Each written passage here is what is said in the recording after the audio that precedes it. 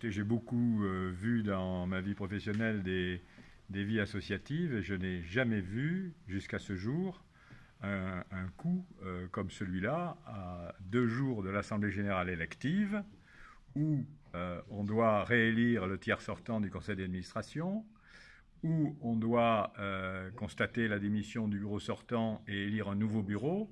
Je n'ai jamais vu un petit groupe d'administrateurs sortants se réunir pour décider de révoquer le bureau 2 jours avant que ce soit l'Assemblée générale qui procède démocratiquement à la réélection des instances dirigeantes. C'est tout le contraire de la démocratie. C'est pour ça que le président a employé le mot de putsch et je pense que ça y ressemble en effet.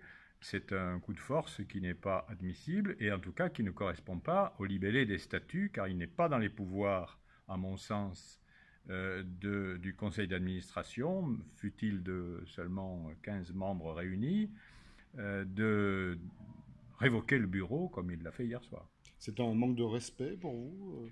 C'est, en l'occurrence, vis-à-vis de M. Brunel, qui a remis ce club en ordre, qui a mis tout son cœur à faire les choses correctement du point de vue financier, c'est-à-dire à faire payer les créanciers, à trouver les aides auprès de la mairie, à trouver les aides auprès du Sporting Union Agenais Rugby, à trouver les moyens de payer tout le monde.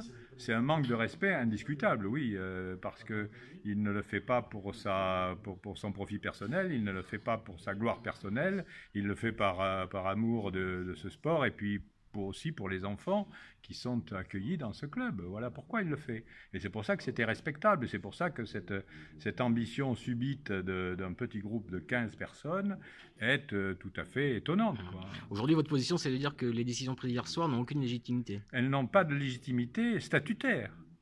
Et c'est ce qui sera demandé au juge des référés de constater. Tout à l'heure, vous avez